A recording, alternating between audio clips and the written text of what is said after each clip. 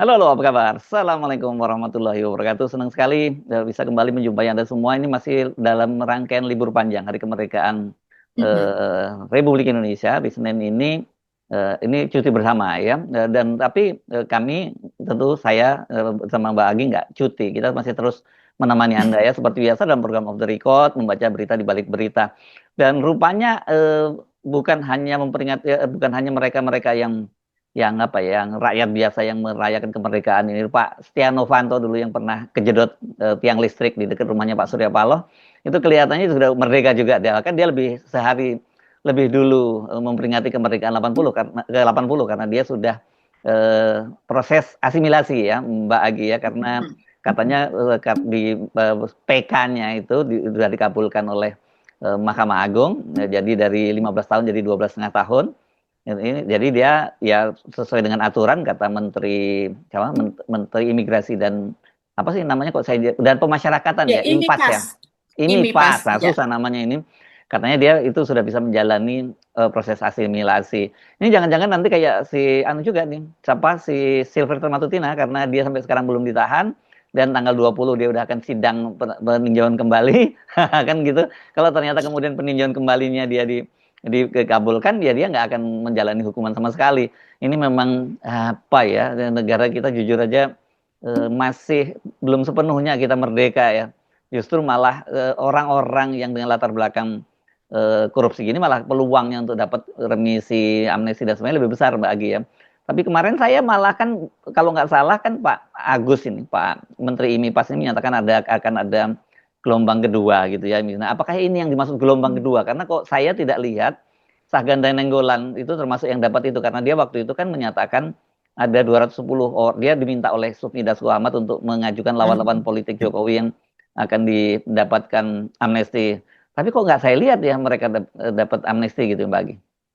Iya, sejauh ini kita belum mendapatkan kabar ya soal nasib 210 orang yang sudah di-list oleh aktivis Syahganda Nainggolan begitu. Jadi kalau ini kan biasanya memang dalam rangka 17 Agustus, terus kemudian mereka-mereka ini yang sudah mendapatkan remisi, begitu juga dengan misalnya yang kalau Setia Novanto ini kan dia mengajukan PK ya peninjauan kembali ke Mahkamah Agung. Nah, seperti disebutkan oleh Mas Sepsu tadi, ya masa hukumannya yang sudah 15 tahun itu dipangkas menjadi 12,5 tahun. Begitu juga dengan haknya untuk menjadi pejabat publik yang tadinya itu sesudah dia selesai masa pidana baru bisa 5 tahun sesudahnya menjadi pejabat publik itu juga dipangkas setengahnya hanya menjadi 2,5 tahun. Jadi bayangkan koruptor besar ini yang tersangkut masalah korupsi IKTP sebesar 2,3 triliun kalau tidak salah Mas Herso ya. Proyek IKTP sendiri kan di atas 5 triliun. Sementara ini yang diperkarakan untuk korupsi sebesar 2,3 triliun. Pada masanya itu korupsi sebesar itu benar-benar merupakan korupsi jumbo begitu ya. Mungkin Ya, kalau sekarang kalau sekarang udah lewat ya karena udah ada klasemen liga korupsinya. Liga korupsi. Ya, ya, ya, ya, ya. Iya, kalau Nah, sekarang sudah ratusan triliun begitu ya, sepertinya menjadi sesuatu yang biasa, padahal apa garis kemiskinan kita itu masih dua puluh mm, ribu tiga ratus. Kalau mm, Mas Hersu per hari itu mengeluarkan uang 20.500 itu sudah tidak masuk kategori miskin. mm. Itu sudah masuk untuk transportasi, untuk makan, untuk pendidikan, untuk semuanya, untuk beli baju, untuk sakit Mm. apa dan sebagainya. Cukup dengan 20.300 itu ambang garis kemiskinan Indonesia. Jadi Ya, sementara korupsi-korupsi ratusan triliun ya, saat ini dan ini sudah banyak diprotes juga Mas Irsu soal pemangkasan hukuman untuk Setia Novanto ini kan ya, dianggap tidak memenuhi rasa keadilan dan ya. kenapa koruptor itu kok mendapatkan remisi-remisi? Remisi itu untuk sesuatu hukuman yang lain lah begitu Ya ya. karena katanya kan dia buat klinik, kemudian juga apa pelatihan apa sih pelatihan hukum atau apa gitu kalau nggak salah. Tapi kemudian ada yang saya teman terus kemudian seorang teman menjawab, ya Mas Ersu kenapa mesti dipusingin selama sebelum dapat remisi dia juga bebas kok keluar masuk dari LP. Saya kaget kan. Oh ternyata saya begitu terus dia yang benar. Ingatan saya kan nggak sampai di situ rupanya. Kemudian seorang sahabat tuh ngirim link Mhm. beritanya yang pada waktu itu Mhm. Setia Novanto sempat jalan-jalan ke toko bangunan begitu ya. Dan Mhm. akhirnya tapi kemudian diributkan lagi dan dia ya dibawa masuk lagi dan itu di Sukamiskin tuh itu bukan hal yang aneh Mbak karena Baru ya waktu betul. itu siapa tuh Mhm. Bagus Wawan ya yang dari ininya Mhm. adiknya mantan gubernur Banten. Banten ya. Itu kan sempat Mhm. kedapatan malah bisa booking artis segala macam kan di situ ya. Itu kan Betul. benar-benar Mhm. waduh memang kalau mau jadi di Indonesia mau jadi enak ya di koruptor besar aja dengan duit banyak Anda bisa bagu atur tuh nanti di LP itu kan. Iya, kamar juga bisa VIP begitu ya, seperti di hotel ya kan Mas Hersu. Hmm. Terus kemudian juga bisa memiliki tempat pertemuan, membangun sebuah tempat pertemuan seperti sawung-sawung, kabarnya Hmm. demikian kan, yang dimana dia bisa menerima orang-orang tokoh-tokoh begitu yang Nah, kalau menjadi itu teman. bukan mereka yang memang Iya, dibangunin, Mbak. Kan saya iya baru memang saya memang beberapa kali kan masuk ke ke sana. Sukamiskin itu ya Mm-mm. dan itu memang kalau waktunya jam besuk ya mereka masing-masing bisa punya saung sendiri-sendiri akhirnya gitu. Betul. Jadi mereka yang punya duit bisa bayar, mereka bisa bisa Iya. kapling-kapling saungnya di situ gitu. Mhm. Memang Iya, dengan ya segala fasilitas lah di ya sana. ya mereka berlibur lah di sana itu dan kadang-kadang mereka bisa keluar karena kasus seperti Gayus pada waktu itu kalau Mhm. nggak salah kan kemudian istrinya seingat saya ya, itu kemudian nyewa rumah dekat situ dan nggak kalau nggak salah dia sempat punya anak juga gitu ya setelah dia di penjara. Tapi coba nanti dicek lagi. Seingat saya gitu. Tapi banyak sekali memang kemudian harga properti di sekitar LP Jadi Sukamiskin itu naik menjadi ya. naik karena itu bisa untuk tempat rendezvous-nya begitu. Itu realitasnya. Iya. Yang saya kira sulit Iya. dibantah karena berita-beritanya ada di media ya. Kan dalam kasus seperti Betul. Setia Novanto yang ketahuan keluar LP kemudian tuh Bagus Irawan kan dia tidak sendirian. Banyak juga yang lain-lain juga misalnya yang terlibat dalam BLBI dan sebagainya bisa leluasa keluar masuk Ya. dari Sukamiskin gitu. Betul, sudah menjadi rahasia umum itu Hmm. sebetulnya. Dengan berbagai apa sidak kepada dia tidak berpengaruh, masih tetap berlangsung karena Hmm. perputaran uang yang ada di sana besar ya karena yang menjadi eh, terpidana adalah para koruptor dengan nilai kekayaan yang sangat besar, bahkan mereka menjadi orang masuk ke dalam daftar orang-orang terkaya yang ada di Indonesia. Nah, sementara untuk Setia Novanto ini sendiri kita tahu belakangan ini memang namanya juga sering disebut ya keterkaitan dengan Pak Jokowi, Mas Hersu. Dan kita juga ingat lagi, yang kalau belakangan disebut ini misalnya disebut oleh Pak Sudirman Said, begitu kan, Hmm. yang menceritakan bagaimana hubungan antara Pak Jokowi ini dengan Setia Novanto, begitu, hubungan dengan Reza Khalid juga dan sebagainya. Jadi memang cukup dekat lah kalau kita melihat. Apalagi Agus Raharjo kalau kita masih ingat ya mantan ketua KPK, KPK. pimpinan KPK yang kemudian menceritakan bagaimana dia dipanggil oleh Jokowi, yang di situ juga ada Pratikno. Tapi tentu saja ini disangkal pertemuan tersebut ketika Jokowi menyuruh Pratikno untuk mencari daftar pertemuan pada bulan November kalau tidak salah disebutkan di situ tahun 2017 ya 2017 kata Agus Raharjo ternyata tidak ada pertemuan itu gitu ya tentu saja mereka menyangkal tapi Pak Agus Raharjo yang mengatakan bahwa dalam pertemuan itu Jokowi meminta agar hentikan gitu ya kalau Kalau sekarang kan eh, diam gitu yang terkenal. Ya, Arianto Sutadi diam gitu itu hentikan hentikan dengan menurut Pak Agus Raharjo dengan suara yang mengagetkan gitu berteriak dan panjang yang ternyata siapa yang dihentikan yaitu perkara pemeriksaan terhadap Setia Novanto dan ketika itu dijawab lagi-lagi ini yang lucu Pak Agus Raharjo mengatakan kan sudah sprindik sprindik itu apa toh kata Pak Jokowi bertanya kepada Pratikno, seorang presiden yang sudah beberapa tahun menjadi presiden tidak tahu apa itu sprindik. Dan akhirnya kata Pak Agus Raharjo, ya tidak bisa dihentikan, sprindiknya sudah keluar dan tidak ada mekanisme SP3 ketika itu ya Nah, pada waktu itu undang-undang belum KPK ya. yang lama. Hmm. Betul, belum ada. Nah, akhirnya yaitu surat apa namanya SP3 itu surat perintah penghentian penyidikan begitu. Hmm. Waktu itu tidak ada. Jadi apapun yang terjadi harus tetap jalan apa pemeriksaan itu. Dan akhirnya Jokowi ini meminta untuk revisi Undang-Undang KPK ya, yang hanya pada tahun 2019 itu selesai revisinya dan di dalam revisi yang baru itu ada mekanisme SP3 yaitu penghentian penyidikan. Jadi artinya di situ presiden bisa cawe-cawe, begitu juga revisi itu mengandung apa pegawai KPK itu masuk menjadi ASN yang sebelumnya kan mereka independen, digaji secara independen, tidak masuk tidak menjadi ASN. Kalau menjadi ASN artinya ya di bawah presiden juga yang dimana presiden bisa cawe-cawe mengatur ini itu apa dan sebagainya dan pimpinan KPK juga ada di bawah presiden. Jadi tidak setara lagi. Itulah apa sumbangan dari Jokowi terhadap demokrasi di negara ini, sumbangan terhadap hukum dan keadilan di negara ini yang gimana? Ya kita tahu ini pun apa diterimanya PK Setia Novanto ini seperti membunuh rasa keadilan ya karena dengan korupsi yang sedemikian besar di masa itu pada tahun 2015 ini kan eh, rekaman Papa Minta Saham itu kan munculnya pada tahun 2015 ya di mana di situ juga disebut-sebut Jokowi walaupun lagi-lagi ditolak oleh Jokowi di mana Jokowi dikatakan meminta bagian saham dari Freeport kalau ingin Yang ini perpanjangan Papa minta persen saham waktu ini itu. ya, yang Sudirman Iya Said ya. betul. Jadi bagian babnya Setia Novanto ini ada dua orang berarti yang sebenarnya memberi kesaksian berbeda-beda ya. Satu Mhm.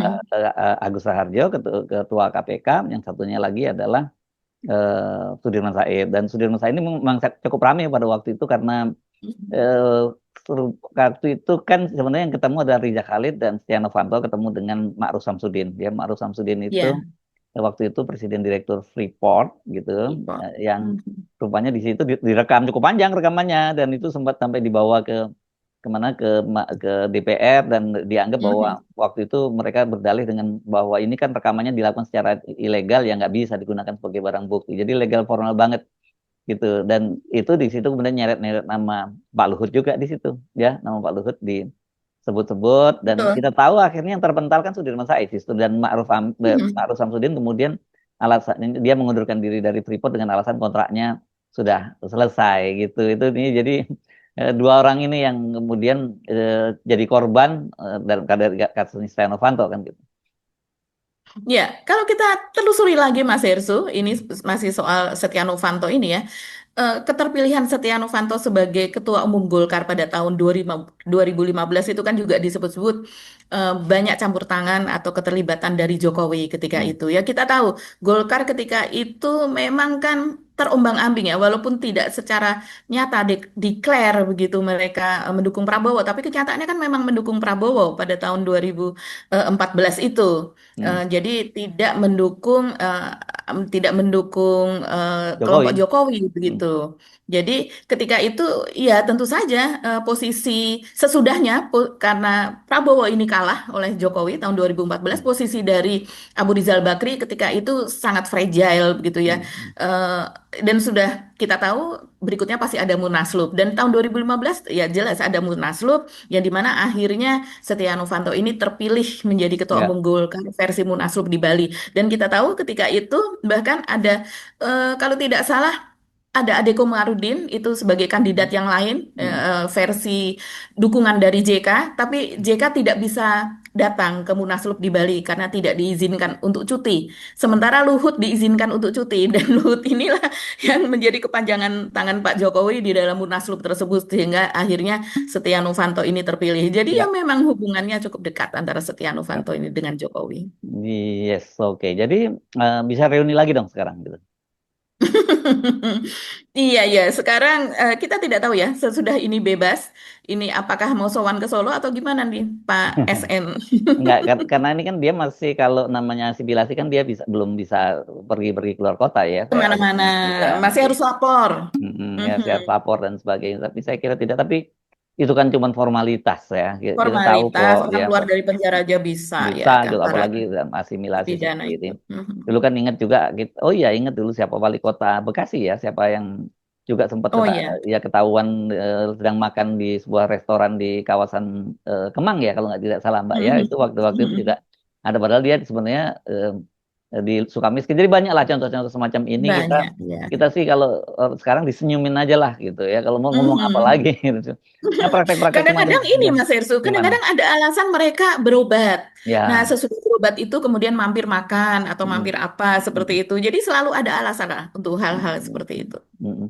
Jadi makanya nggak heran kalau kemudian banyak sekali lapas itu berebut kalau ada koruptor-koruptor kelas kakap gitu seperti itu karena buat mereka itu justru itu jadi peluang bisnis kan dia. Nah ini yang saya kira masih banyak PR kita yang harus dibenerin Ya. dari Mhm. pemasyarakatan kita ini lembaga masyarakat kita karena hanya namanya saja lembaga pemasyarakatan karena prakteknya ya terjadi perbedaan perlakuan kalau itu kalau yang kelas maling kelas apa copet kelas apa yang nggak akan dapat privilege-privilege semacam itu gitu. Tapi kalau kelas koruptor itu Iya. yang saya kira, saya juga baca komentarnya Pak Sudirman Said di Harian Kompas ya, kalau nggak salah dia membuat press release khusus menyangkut pembebasan proses asimilasinya Setia Mhm. Novanto ini. Dia kata dia, kita ini negara kita belum merdeka ini dari, Belum merdeka. ya, belum Iya. merdeka dan soal itu.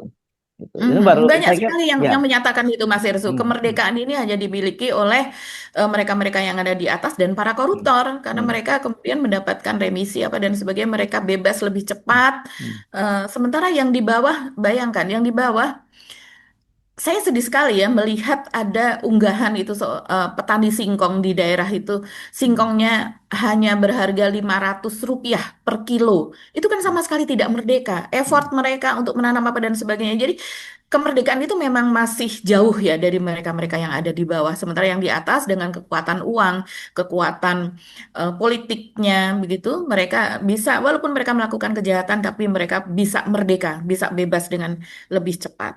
Nah, ini ada lagi Mas Ersu, masih berkaitan dengan Setia Novanto ini ya, dan ini sedang ramai sekali saat ini, yaitu tentang anaknya Setia Novanto, yaitu bernama Reza Herwindo, hmm, itu yang mendapatkan perusahaannya, begitu KWE namanya perusahaannya itu, yaitu Kawasan Wildlife Ecotourism, hmm, itu yang dia mendapatkan konsesi atau hak untuk membangun proyek di hmm, Pulau Pandar. Pulau Pandar itu sebetulnya adalah warisan UNESCO ya, masuk ke dalam warisan UNESCO, dan itu ada di sekitar Taman Nasional Pulau Komodo begitu yang ada di NTT, dan ini konsesinya ini atau izin untuk pembangunan ini diberikan pada tahun 2014.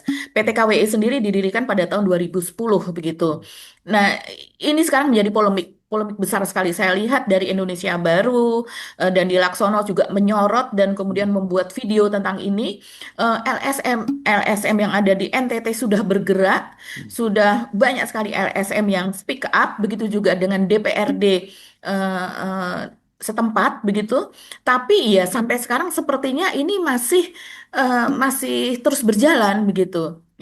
Izin tersebut, di mana di situ rencananya itu akan dibangun ratusan villa, Mas Irsu, hmm, di pulau tersebut. Padahal pulau tersebut memang juga ada masyarakat lokalnya, ada masyarakat adatnya. Sepertinya mereka ini akan tersingkir, seperti yang terjadi pada pembangunan Jimbaran yang ada di Bali ya. Di situ ada masyarakat adat juga yang akhirnya tersingkir, akhirnya mereka ribuan orang itu menjadi miskin. Nah, eh, sementara kalau yang di NTT itu dikhawatirkan akan jadi seperti itu. Kita bayangkan ya.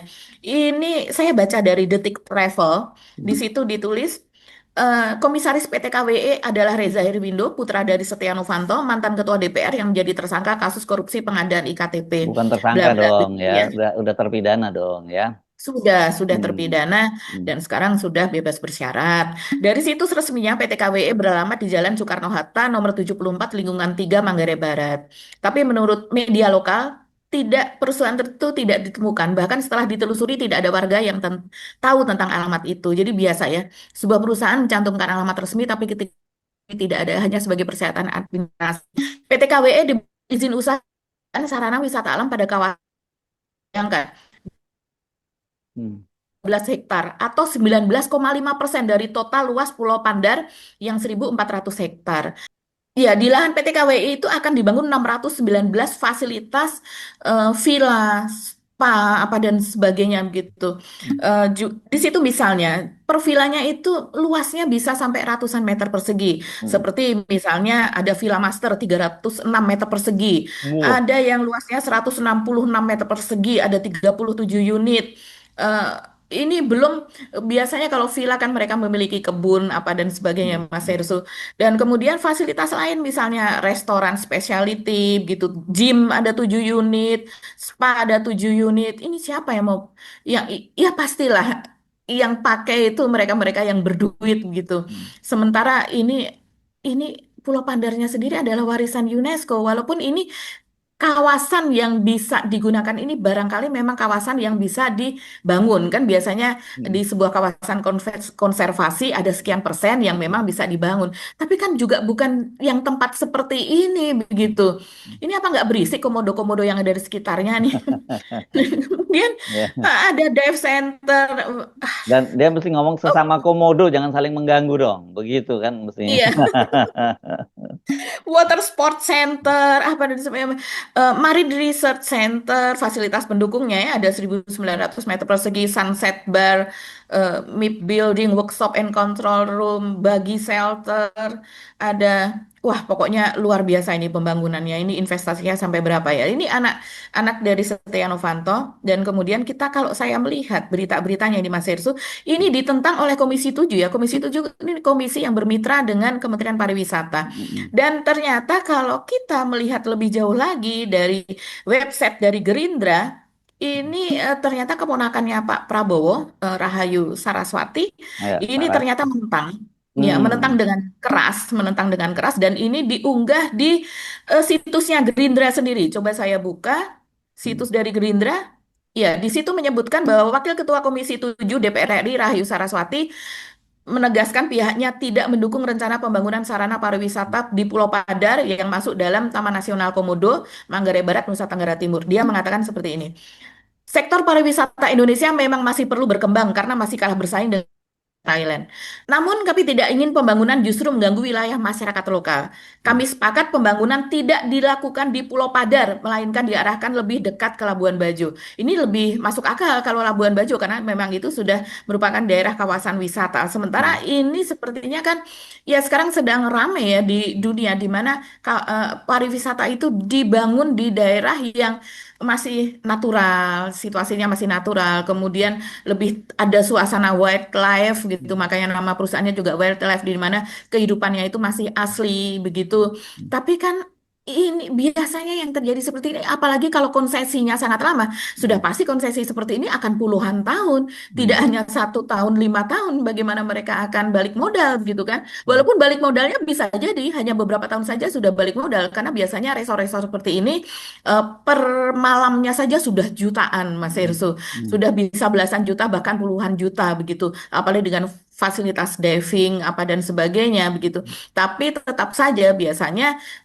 pihak yang memberikan konsesi yaitu pemerintah itu memberikan seperti building nanti operate dan transfer itu atau BOT misalnya skemanya seperti itu tuh puluhan tahun kita tidak bisa membayangkan, nggak usah seperti itu aja. Itu Taman Nasional Komodo aja udah terancam. Kan selama ini juga kemarin-kemarin itu mau dibangun PSN kan di situ, yang dimana kemudian masyarakat setempat itu marah begitu dan sampai kemudian eh, apa namanya investornya itu dikejar begitu ada di lokasi kemudian dikejar begitu juga dengan yang ada di Labuan Bajo begitu ya investor-investor yang akan merusak alam dan juga akan membuat masyarakat adat setempat itu terusir, ini kan sudah terendus. Ini sebetulnya sekitar 6-7 tahun yang lalu sudah ketahuan karena pemberian konsesinya pada tahun 2014 gitu, pemberian hak untuk pengelolaan itu, untuk pembangunan itu. Tapi sampai sekarang ya seperti ini dan sepertinya sekarang itu akan betul-betul dibangun. Kita berharap sih Mas Hersu ya, semoga ini ada penyelesaian. Eh, tidak dibangun di lokasi tersebut.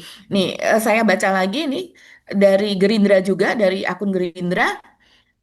Serikandi Gerindra itu juga meminta adanya peninjauan komprehensif oleh Pemprov, Pemda, Kementerian Lingkungan Hidup, Kementerian Pariwisata, dan pihak terkait lainnya agar tercapai kesepakatan bersama yang menguntungkan semua pihak. Sebelumnya, masyarakat adat, organisasi masyarakat sipil, DPRD setempat, dan sejumlah pihak menyampaikan protes terhadap rencana pembangunan resor dengan 619 fasilitas wisata oleh PT Kencana Watu Lestari di Pulau Padar dan juga tadi yang KWI itu serta perusahaan lain yang beroperasi di bawahnya Taman Nasional Komodo. Ya, Hmm, iya, jadi orangnya boleh saja ditahan, tapi perusahaannya terus saja berlanjut. ya walaupun itu pakai nama anaknya ya, Mbak Agi ya. Dia, Betul. dia Iya, memang kan itu perusahaan grup perusahaannya kan ya, besar. ya memang di Indonesia ya kalau koruptor-koruptor itu karena liga sampai ada klasemen liga korupsi memang gede banget dan kalau mereka ini bisa 7 turunan itu memang apanya harta bendanya dan kalau cuman untuk menyelesaikan urusan-urusan dengan aparat penegak hukum kan itu biasanya kan ada kasus dengan hakimnya, dengan jaksanya dan sebagainya masih sisa-sisa banyak gitu. Jadi mereka Mhm. kelihatannya ketika korup, memang kalau menjadi korupsi, jadi koruptor jangan tanggung. Itu mesti mulai disiapkan ya, mesti disiapkan bagaimana berurusan dengan kita nggak tahu dengan kejaksaan atau dengan kepolisian dengan Mhm, dan kemudian mhm. dengan majelis hakimnya nanti setelah selesai misalnya ada vonis dan sebagainya harus urusannya dengan pemasyarakatanya dan sebagainya. Tapi semua pokoknya harus bisa ketutup gitu. Nah, ini lagi kan kemudian ketika di dalam mereka bisa lagi melakukan proses ya tadi itu bisa bisa kasasi, bisa PK dan sebagainya dan Ya. kita bukan mau berpikir mau mau apa fitnah atau apa, tapi faktanya banyak sekali kan ada maklar kasus di Mahkamah Mhm, Agung, Zarov mhm. Richard yang luar biasa itu dan kemudian ada juga dua orang sekretaris Mahkamah Agung yang juga sudah jadi terpidana juga karena jadi maklar kasus juga. Bayangkan hakim-hakim agung juga banyak yang juga terkena. Jadi memang berat banget hidup di negeri seperti kita ini. Makanya saya ngerasa apa yang terjadi dengan bangsa ini kok seperti dikutuk kita ya bangsa ini. Ya, kalau ini kan pertaruhan nama Prabowo ya. Bahkan Ya, kemarin juga ya. Jadi ini kita tidak tahu apakah vonis dari Mahkamah Agung untuk PK itu juga masih ada campur tangan dari rezim terdahulu, mm, begitu. Mengingat ini kan orang yang bukan dekat dengan Prabowo, tapi dekat dengan Jokowi, gitu. mm, Dan kemudian juga selain ini kan baru Setia Novanto aja nih Mas Henry yang kita lihat. Mungkin mm. nanti kita menelusuri lagi koruptor-koruptor yang lain bisa jadi juga mendapatkan keringanan hukuman seperti Iya, ini. ini baru satu yang nama yang muncul ya Mbak, karena kan banyak ini ya Betul. biasanya ya. Mhm. Nanti Iya, akan karena menjadi bermunculan sorotan. nanti. Ya, Betul. ya. Dan sementara Prabowo sendiri berjanji bahwa akan eh, kasus-kasus koruptor akan mendapatkan hukuman sangat berat. Jangankan yang ada di luar, seandainya itu ada di Ya. Gerindra sendiri saja juga pasti akan Mau dihajar. Nah, dihukum. mari kita lihat gitu ya Mbak Agi. Ya, ya. Oke, Mbak Agi, kita ketemu lagi nanti dalam perbincangan yang juga gak kalah serunya. Kami mohon pamit ya. Saya Hersubun Arif. Dan saya Gita, terima kasih atas perhatian teman-teman semua. Tetap semangat. Wassalamualaikum warahmatullahi wabarakatuh. Jangan semangat, terus putus asa.